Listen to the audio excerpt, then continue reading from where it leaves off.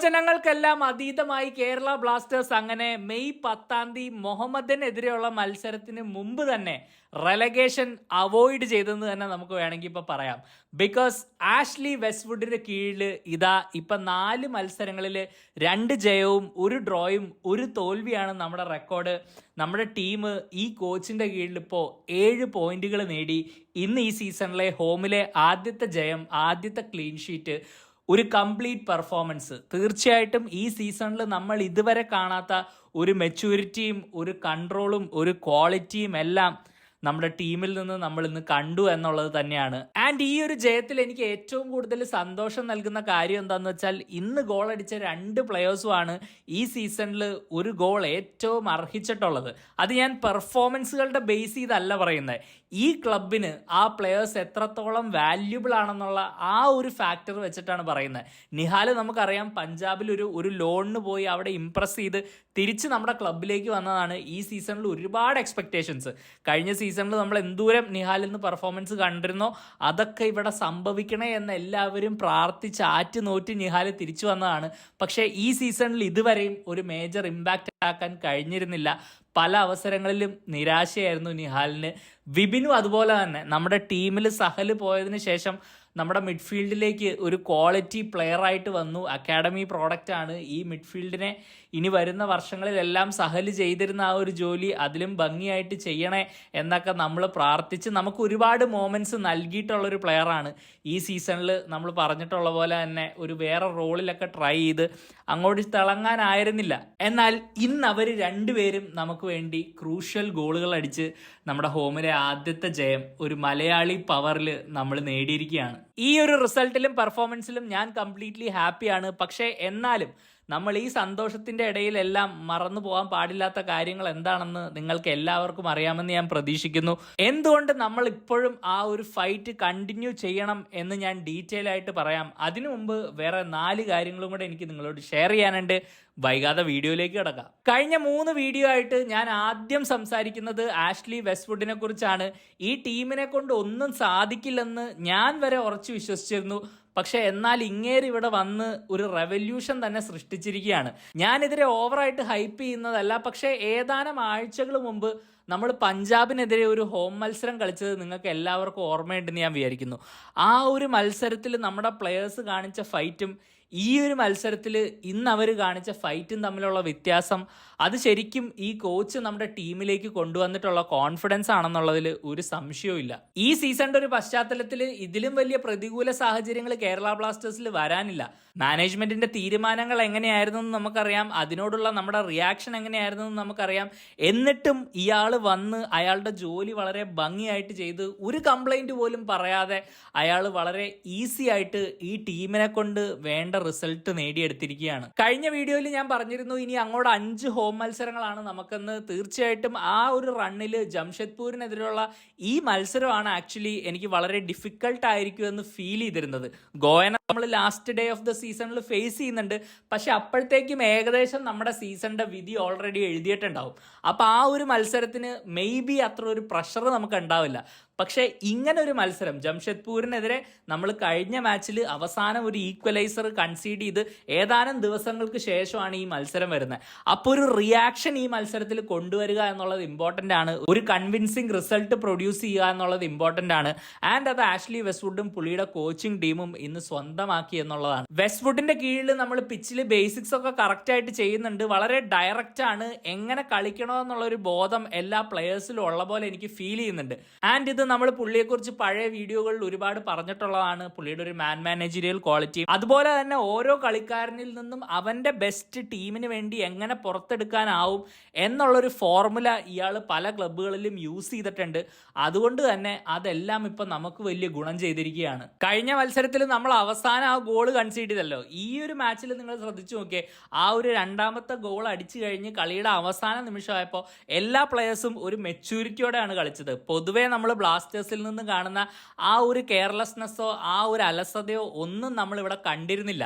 ശരിക്കും ആ ഒരു മെന്റാലിറ്റി ഈ ക്ലബിലേക്ക് കൊണ്ടുവരാനാണ് ഇവാന് ശേഷമുള്ള എല്ലാ കോച്ചസും ഇവിടെ സ്ട്രഗിൾ ചെയ്തിട്ടുള്ളത്.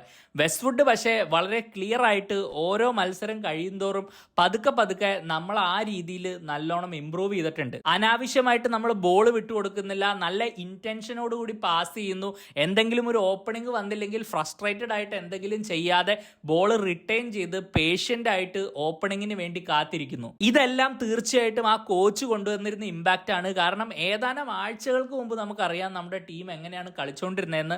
അപ്പൊ തീർച്ചയായിട്ടും ഈ ഒരു റിവൈവലിന് ആഷ്ലി വെസ്റ്റ്വുഡ് ഒരുപാട് ക്രെഡിറ്റ് അർഹിക്കുന്നുണ്ട്. നമ്മൾ പിച്ചിൽ താളം കണ്ടെത്തിയെങ്കിൽ നമ്മുടെ എതിരാളികളായ ജംഷഡ്പൂർ മൊത്തത്തിൽ താളം തെറ്റിയ ഒരു അവസ്ഥയിലാണ്. കഴിഞ്ഞ 3 മത്സരങ്ങളിൽ അവരൊരു ലീഡ് കൺസീഡ് ചെയ്തതിനു ശേഷം തിരിച്ച് കംബാക്ക് നടത്തി ഡ്രോ നേടി.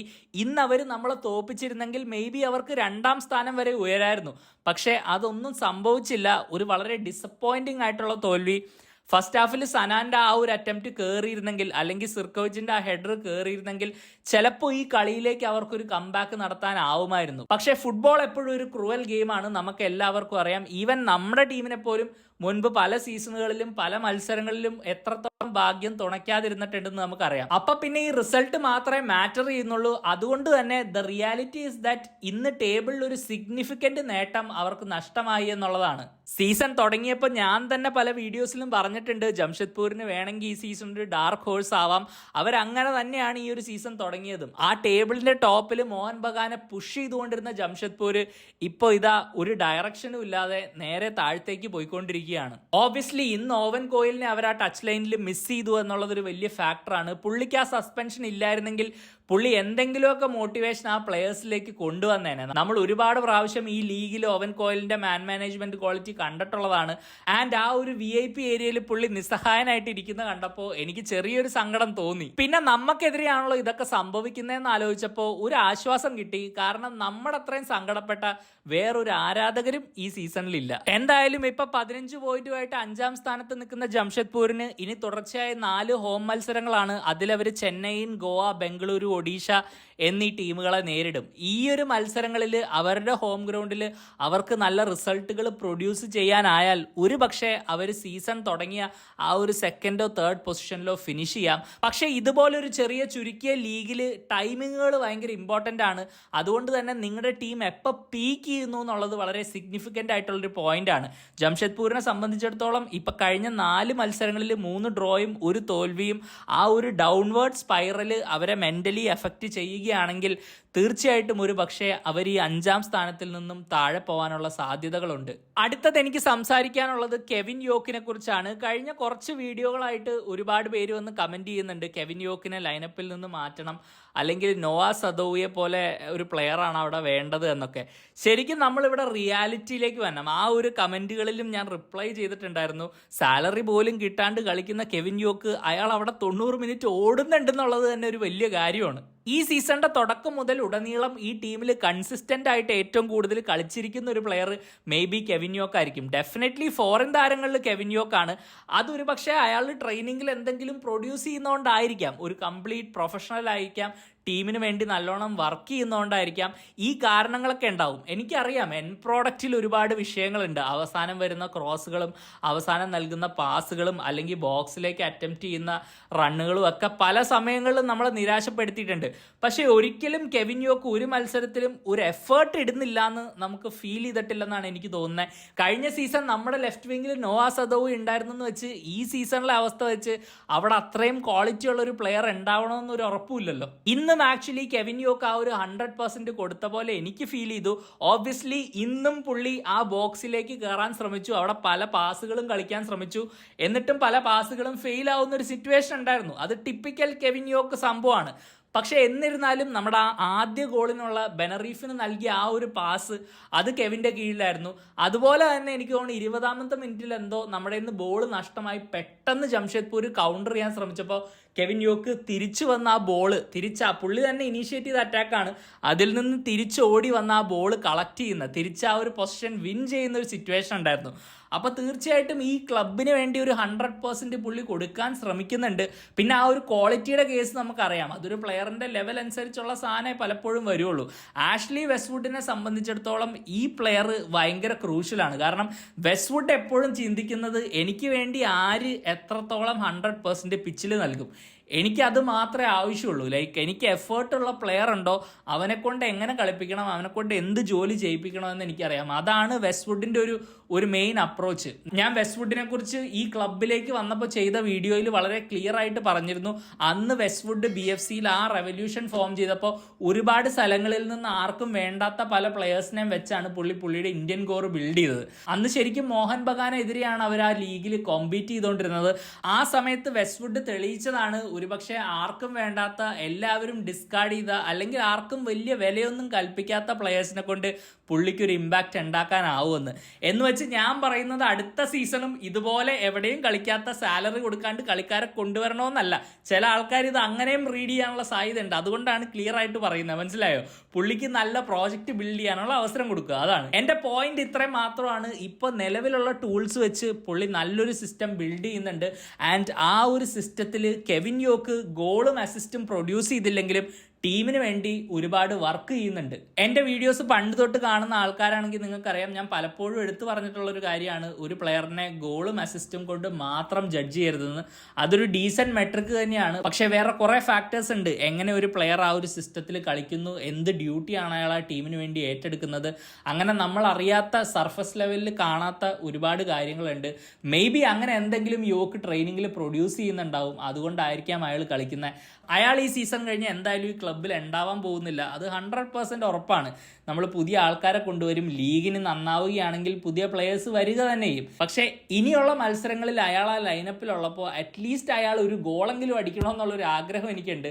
കാരണം സാലറി പോലും കിട്ടിയിട്ടില്ലെങ്കിലും ആ പാവം നമ്മുടെ ജേഴ്സിക്ക് വേണ്ടി എന്തെങ്കിലുമൊക്കെ ഒരു എഫേർട്ട് ഇട്ടിട്ടുണ്ട്. എൻ്റെ ഒരേ ഒരു പ്രാർത്ഥന കരീം ബെനറീഫിൻ്റെ ഇഞ്ചുറി സീരിയസ് ആവല്ലേ എന്നുള്ളതാണ്. ഒരു ഹാംസ്ട്രിങ് ഇഷ്യൂ ആണെന്നാണ് തോന്നുന്നത്. പെട്ടെന്ന് തന്നെ പുള്ളിനെ വിഡ്രോയും ചെയ്തു. എന്തായാലും ഇനി കുറച്ച് മത്സരങ്ങളേ ഉള്ളൂ. അപ്പോൾ തീർച്ചയായിട്ടും വളരെ ക്രൂഷ്യൽ ആയിട്ടുള്ളൊരു പ്ലെയറാണ് നമുക്ക്. പുള്ളി നമ്മുടെ ലൈനപ്പിൽ ഉണ്ടാവണമെന്നുള്ളതിൻ്റെ ഒരു റിമൈൻഡർ തന്നെയായിരുന്നു ഇന്നത്തെ ആ ഒരു മത്സരം. ഒരു ബ്യൂട്ടിഫുൾ ക്രോസ് കറക്റ്റ് നിഹാലിനത് നൽകി, നിഹാൽ ആ ഗോളും അടിച്ചു. ബെനറീഫ് കളിക്കുന്ന ആ മിഡ്ഫീൽഡിൽ തന്നെ നമുക്ക് വേണ്ടി തൻ്റെ ജോലി വളരെ സൈലൻ്റ് ആയിട്ട് ഏറ്റവും ഭംഗിയായിട്ട് ഇന്ന് ചെയ്ത പ്ലെയർ അത് ഫ്രെഡി തന്നെയാണ്. വെസ്റ്റ്വുഡിന്റെ കീഴിൽ റൗണ്ട് ഗ്ലാസ് പഞ്ചാബിൽ വർക്ക് ചെയ്തിട്ടുള്ളൊരു പ്ലെയറാണ് ഫ്രെഡി. അതുകൊണ്ട് തന്നെ ഈ ലൈനപ്പിലേക്ക് തിരിച്ചു വന്നതിന് ശേഷം ഈ ലൈനപ്പിൽ കുറേ നാളായിട്ട് കളിക്കുന്ന ഒരു പ്ലെയറിനെ പോലത്തെ കോൺഫിഡൻസിലാണ് ഫ്രെഡി കളിക്കുന്നത്. ഇതിനു മുമ്പ് ഒരുപാട് തവണ എന്തുകൊണ്ട് ഫ്രെഡി ഇവിടെ കളിക്കുന്നില്ല എന്നുള്ള ഒരുപാട് ചോദ്യങ്ങൾ ഉയർന്നിട്ടുണ്ട്. നമ്മളൊരു ട്രാൻസ്ഫർ ഫീ കൊടുത്ത് കൊണ്ടുവന്ന പ്ലെയറാണ്, ഒരു വലിയ പ്ലെയറിനെ നമ്മൾ റിപ്ലേസ് ചെയ്യാൻ വേണ്ടി ആ റോളിലേക്ക് കൊണ്ടുവന്ന പ്ലെയറാണ്. പക്ഷേ എന്തുകൊണ്ടോ ഇവിടെ ഒരുപാട് അവസരങ്ങൾ ലഭിച്ചില്ല. എനിക്ക് തോന്നുന്ന തുടക്കത്തിൽ എനിക്ക് ഓർമ്മയുണ്ട്, എന്തോ ഒരു ആക്സിഡന്റ് ഫ്രെഡിക്ക് പറ്റിയിട്ട് കുറേ നാള് ഇഞ്ചോർഡ് ആയിരുന്നു, അൺഅവൈലബിൾ ആയി പോയിരുന്നു. എന്തോ ഒരു ബൈക്ക് ആക്സിഡന്റോ അങ്ങനെ എന്തോ ഒരു വാർത്ത നമ്മൾ കേട്ടിരുന്നു. കുറേ നാൾ അവൈലബിൾ ആയിരുന്നില്ല. അതിനുശേഷം അവിടെ ഇവിടെയൊക്കെ വന്ന് കളിച്ചെങ്കിലും ഇത്രത്തോളം കൺസിസ്റ്റന്റ് ആയിട്ട് 2 മത്സരത്തിൽ തുടരെ പെർഫോം ചെയ്യുന്നത് നമ്മൾ കണ്ടിട്ടില്ല. ഇപ്പോൾ എന്തായാലും അതിന്ന് കണ്ടു. ഇന്നത്തെ പെർഫോമൻസ് എടുത്തു പറയേണ്ട ഒന്ന് തന്നെയാണ്. കാരണം എപ്പോൾ ബോൾ റിസീവ് ചെയ്യാനും റെഡിയാണ്, നല്ലോണം ഗ്രൗണ്ട് കവർ ചെയ്തു. പല സിറ്റുവേഷനുകളിലും വളരെ കാമായിട്ട്, കാരണം പ്രഷർ വന്നിട്ടും വളരെ ഈസി ആയിട്ട് ആ ബോളിനെ ഷീൽഡ് ചെയ്ത് പ്രൊട്ടക്ട് ചെയ്ത് ഫൗളുകൾ വിൻ ചെയ്യുന്നുണ്ടായിരുന്നു. അവരുടെ നിന്ന് ബോളുകൾ തിരിച്ച് വിൻ ചെയ്യാനുള്ള ഒരു മെൻറ്റാലിറ്റി കാണിക്കുന്നുണ്ടായിരുന്നു. നമ്മൾ പറഞ്ഞിട്ടുണ്ട് നമ്മുടെ മിഡ്ഫീൽഡിൽ ഈ സീസണിൻ്റെ തുടക്കത്തിൽ ഒരു ബോൾ വിന്നിങ് മിഡ്ഫീൽഡറിൻ്റെ ഒരു അഭാവം നമ്മൾ കണ്ടിരുന്നു എന്ന്. ഈ സീസൺ ആക്ച്വലി വളരെ നല്ലോണം വർക്ക് ചെയ്തിട്ടുള്ളൊരു മിഡ്ഫീൽഡാണ് ജംഷഡ്പൂരിൻ്റെ. ഞാൻ പറഞ്ഞ പോലെ തന്നെ അവിടെ സ്റ്റോയാനോവിച്ച് ഉണ്ട്, അവിടെ റെയ് തച്ചിക്കാവ കളിച്ചപ്പോഴൊക്കെ ഒരു ഇമ്പാക്റ്റ് ഉണ്ടാക്കിയിട്ടുണ്ട്. അതുപോലെ മതി തലാലിൻ്റെ ക്വാളിറ്റി എന്താണെന്ന് നമുക്കറിയാം. ഈ മത്സരത്തിലൊരു സബ്ബായിട്ടാണ് ഈ 2 താരങ്ങളും വന്നത്. എന്നിരുന്നാലും അവരിൽ ഇഷ്ടം പോലെ ടെക്നിക്കൽ ക്വാളിറ്റി ഉള്ള പ്ലെയേഴ്സാണ്. അതിൻ്റെ ഇടയിൽ ഫ്രെഡി പിടിച്ചു നിന്നു. ആൻഡ് പിടിച്ചു നിന്നത് മാത്രമല്ല, ശരിക്കും ആ ഒരു മിഡ്ഫീൽഡ് ബാറ്റിൽ ഡോമിനേറ്റ് ചെയ്യാൻ നമ്മളെ സഹായിച്ചു എന്നുള്ളത് ഒരു വലിയ പോസിറ്റീവ് തന്നെയാണ്. പലപ്പോഴും ഒരു ഫുട്ബോൾ പിച്ചിൽ ഒരു നമ്പർ 6ന്റെ റോള് നമ്മൾ അറിയാതെ ഇഗ്നോർ ചെയ്ത് പോകാറുണ്ട്. കാരണം അവർ ചെയ്യുന്ന ഡ്യൂട്ടി അവർ വളരെ നീറ്റായിട്ട് ചെയ്താൽ പലപ്പോഴും അത് നമ്മൾ നോട്ടീസ് ചെയ്യില്ല. കാരണം അവരുടെ മുമ്പിൽ കളിക്കുന്ന പ്ലെയേഴ്സ് ഉണ്ടല്ലോ, അവർക്കൊരു വലിയ ഫ്രീഡം കിട്ടും. അവർ കുറേ പ്ലെയേഴ്സ് ഒക്കെ ആയതുകൊണ്ട് തന്നെ അവർ വലിയ വലിയ സംഭവങ്ങളൊക്കെ ബോളിൽ ചെയ്യും. പക്ഷേ ഇതിൻ്റെയൊക്കെ ബേസിൽ ഇവർ ഓപ്പറേറ്റ് ചെയ്യുന്നുണ്ട്. ആ പ്ലെയേഴ്സിന് കിട്ടുന്ന ഫ്രീഡം ഇവരിവിടെ ഈ ഡേർട്ടി വർക്ക് ചെയ്യുന്നത് കൊണ്ടാണെന്ന് നമ്മൾ പലപ്പോഴും നോട്ടീസ് ചെയ്യാറില്ല. ഇന്ന് ഫ്രെഡി ആ വർക്ക് വളരെ ഭംഗിയായിട്ട് ചെയ്തു എന്നുള്ളത് തന്നെയാണ്. അതുകൊണ്ട് തന്നെ നമ്മുടെ മിഡ്ഫീൽഡ് പ്ലെയേഴ്സിന് മുന്നോട്ട് പോയി അവരുടെ ക്വാളിറ്റി പ്രൊഡ്യൂസ് ചെയ്യാനുള്ള ഒരുപാട് ഫ്രീഡവും ലഭിച്ചു. എന്തായാലും ഇതുപോലെ കണ്ടിന്യൂസ് ആയിട്ട് കളിക്കാൻ പറ്റട്ടെ, വെസ്റ്റ്വുഡിന്റെ കീഴിൽ ഇനിയും നല്ലൊരു പ്ലെയറായി മാറാനാവട്ടെ. ബിക്കോസ് നമുക്കറിയാം നമ്മൾ ഫ്രെഡീനെ ഈ ക്ലബിലേക്ക് കൊണ്ടുവന്നത് വലിയൊരു ദൗത്യം ഫുൾഫിൽ ചെയ്യാൻ വേണ്ടിയാണ്.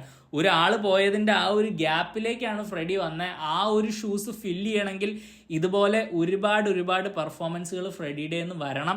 എന്തായാലും ആ ഒരു കോൺഫിഡൻസ് ഈ പ്ലെയറിൽ തിരിച്ചു വന്നിട്ടുണ്ട്. അതൊരു നല്ല കാര്യം തന്നെയാണ്. തുടർച്ചയായിട്ടും ഈ സീസണിൽ കളിക്കാൻ പറ്റട്ടെ. അതുപോലെ തന്നെ ഫ്രെഡി ഈ ജോലി വളരെ ഭംഗിയായിട്ട് ചെയ്യുമ്പോൾ ബാക്കിയുള്ള പ്ലെയേഴ്സിനും അതൊരു വലിയ പോസിറ്റീവാണ്. അവർക്കും കൂടുതൽ എക്സ്പ്രസ് ചെയ്യാനാവട്ടെ. ഓവറോൾ നമ്മുടെ ടീം ഇമ്പ്രൂവ് ആവട്ടെ.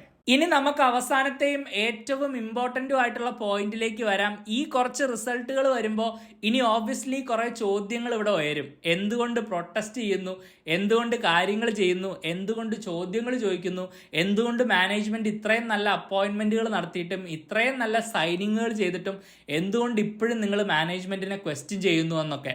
എന്നാൽ ഞാനൊരു കാര്യം പറയട്ടെ, ഈ ചോദ്യങ്ങൾ ചോദിച്ചില്ലായിരുന്നെങ്കിൽ ഇവിടെ ഈ മാറ്റങ്ങൾ ഒന്നും വരില്ലായിരുന്നു. ഒരുപക്ഷെ വെസ്റ്റ്വുഡ് ഈ ടീമിന്റെ കോച്ചായിട്ട് വരില്ലായിരുന്നു, ഒരുപക്ഷെ ഫാലു ഇവിടെ വരില്ലായിരുന്നു, ഫ്രാഞ്ച് ഇവിടെ വരില്ലായിരുന്നു, ബെനറീഫ് ഇവിടെ വരില്ലായിരുന്നു. ഈ താരങ്ങളും ഈ കോച്ചും ഈ ടീമിൽ ഒരു ഇമ്പാക്റ്റ് ഉണ്ടാക്കി എന്നുള്ളത് ഇപ്പം എല്ലാവർക്കും വളരെ ക്ലിയർ ആണ്.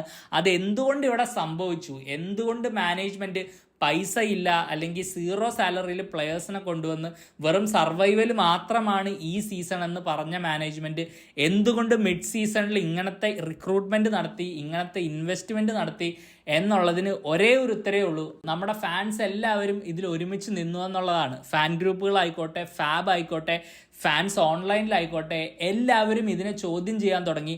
അതുകൊണ്ട് തന്നെ ആ പ്രഷറിൽ അവർ റിക്രൂട്ട്മെന്റ് നടത്തുകയും ചെയ്തു. ഇതാണ് എല്ലാവരും ഒരുമിച്ച് ഒരു കാര്യത്തിന് വേണ്ടി ഫൈറ്റ് ചെയ്താൽ ഇവിടെ സംഭവിക്കാനുള്ള മാറ്റങ്ങൾ. ഞാൻ പറയുന്നത് ഈ 2-3 റിസൾട്ടുകൾ കൊണ്ട് ഇവിടെ വലിയ റെവല്യൂഷൻ സംഭവിച്ചു എന്നൊന്നുമല്ല. ആരും അങ്ങനെ തെറ്റിദ്ധരിക്കാൻ വേണ്ട. ഇവിടെ ഒരു ലോങ് ടേം ആയിട്ട് ഇങ്ങനത്തെ സക്സസ്സുകൾ, ഇങ്ങനത്തെ പെർഫോമൻസുകൾ, ഇങ്ങനത്തെ റിസൾട്ടുകൾ, ഇങ്ങനത്തെ ലോങ് ടേം പ്രോജക്റ്റുകൾ വരുന്നിടത്തോളം കാലം നമ്മളെല്ലാവരും ഒരുമിച്ച് നിൽക്കണം. നമ്മുടെ ക്ലബിൻ്റെ ഇംപ്രൂവ്മെൻ്റ് ആണ് നമുക്ക് ഏറ്റവും വലുതെന്ന് തീരുമാനിച്ച് നമ്മളെല്ലാവരും ഒരുമിച്ച് നിൽക്കണം. ഒരു വിഭാഗത്തിനെ നമ്മൾ മാറ്റി നിർത്തിയോ അവഗണിക്കേണ്ട ഒരു ആവശ്യമില്ല. നമ്മളെല്ലാവരും ഒരുമിച്ച് നിൽക്കുക. നമ്മളെല്ലാവരും ചോദ്യം ചോദിക്കേണ്ടത് മാനേജ്മെൻറ്റിനോടാണ്. നമ്മുടെ ക്ലബിൻ്റെ നല്ലതിനായിട്ടുള്ള തീരുമാനങ്ങൾ ഈ മാനേജ്മെൻറ്റ് എടുക്കുന്നില്ല എന്ന് നമുക്ക് തോന്നുന്നിടത്തോളം കാലം വരെ നമുക്ക് അവരെ ക്വസ്റ്റ്യൻ ചെയ്യാനുള്ള എല്ലാ റൈറ്റും ഉണ്ട്. പിന്നെ ഇത് കേരള ബ്ലാസ്റ്റേഴ്സിൽ മാത്രം സംഭവിക്കുന്ന ഒരു പ്രതിഭാസമൊന്നുമല്ല. ഇത് ലോക ഫുട്ബോളിൽ പല ക്ലബ്ബുകളിലും സംഭവിച്ചിട്ടുണ്ട്, സംഭവിച്ചുകൊണ്ടിരിക്കുന്നുണ്ട്, നാളെ സംഭവിക്കുകയും ചെയ്യും. അപ്പോൾ അത്ര മാത്രമേ ഉള്ളൂ. ഇത് ബോർഡിൻ്റെ ഉത്തരവാദിത്തം ഫാൻസിന് വേണ്ട കാര്യങ്ങൾ ചെയ്യുക എന്നുള്ളത് തന്നെയാണ്. ആ ഒരു സ്പോർട്ടിംഗ് അംബീഷൻ അവർ കാണിക്കണം എന്നുള്ളത് ഒരു ബെയർ മിനിമമാണ്. അല്ലെങ്കിൽ പിന്നെ കോമ്പീറ്റ് ചെയ്യാൻ ടീമിനെ ഇറക്കരുത്. ടീമിനെ ഇറക്കുന്ന ഒരു ബോർഡ് തീർച്ചയായിട്ടും അത് കോമ്പീറ്റ് ചെയ്യാൻ തന്നെ ഇറക്കണം. അപ്പോൾ ആ ഒരു ഡിമാൻഡുകൾ മീറ്റ് ചെയ്യുന്നില്ലെന്ന് പറഞ്ഞാൽ ഏതൊരു ആരാധകനും, ഇപ്പോൾ ഒരു യൂട്യൂബ് ചാനൽ വേണമെന്നൊന്നുമില്ല അതിന്, ഏതൊരു ആരാധകനും അതിനെതിരെ വോയിസ് ഉയർത്താം. അപ്പോൾ തീർച്ചയായിട്ടും ഈ ഒരു റിസൾട്ടുകൾ എന്തായാലും നമ്മൾ സെലിബ്രേറ്റ് ചെയ്യേണ്ട ഒന്ന് തന്നെയാണ്. പക്ഷേ നമ്മൾ ഓർക്കുക, ഒരു ലോങ് ടേം സക്സസ് ഇവിടെ വരണം. കാരണം ആ ഒരു സക്സസ് വന്നാൽ ഈ ക്ലബിൻ്റെ പൊട്ടൻഷ്യൽ എന്താണെന്ന് നമുക്കറിയാം. നമ്മൾ വേറെ ലെവലിലേക്ക് പോകും. അത് മാനേജ്മെൻറ്റും തിരിച്ചറിയട്ടെ. അവർ ഇതുപോലത്തെ തീരുമാനങ്ങൾ ഇനി എടുക്കട്ടെ എന്നുള്ള പ്രതീക്ഷയിൽ നമുക്ക് മുന്നോട്ട് തന്നെ പോകാം. ബിക്കോസ് അറ്റ്ലീസ്റ്റ് ഇപ്പോൾ നമ്മുടെ ടീമിൽ നിന്ന് എന്തെങ്കിലും പെർഫോമൻസുകൾ വരുന്നുണ്ട്. അപ്പം എന്തായാലും എല്ലാവരും ഈ വീക്കെൻഡ് അടിച്ചു പൊളിക്കുക. മേ ബി ഒരു എക്സ്ട്രാ അടിച്ചു പൊളിക്കുക. നമ്മൾ BFCക്കെതിരെ ജയിച്ചപ്പോൾ ഞാൻ പറഞ്ഞു ഈ ഒരു രാത്രി കൊണ്ട് നമ്മൾ ഈ റിസൾട്ട് മറക്കണമെന്ന്. പക്ഷേ ഇന്ന് നമ്മൾ കുറച്ചും കൂടി ഒരു ബെറ്റർ പെർഫോമൻസ് പ്രൊഡ്യൂസ് ചെയ്തിട്ടുണ്ട്. അപ്പോൾ നിങ്ങൾ കുറച്ചും കൂടെ ഒന്ന് സന്തോഷമായിട്ടിരിക്കുക. ബിക്കോസ് ആരാണ് ഗൈസ് സന്തോഷം ആഗ്രഹിക്കാത്തത്, അല്ലേ? അപ്പോൾ പുതിയൊരു വീഡിയോ ആയിട്ട് ഞാൻ വീണ്ടും വരാം. You take care. Bye for now.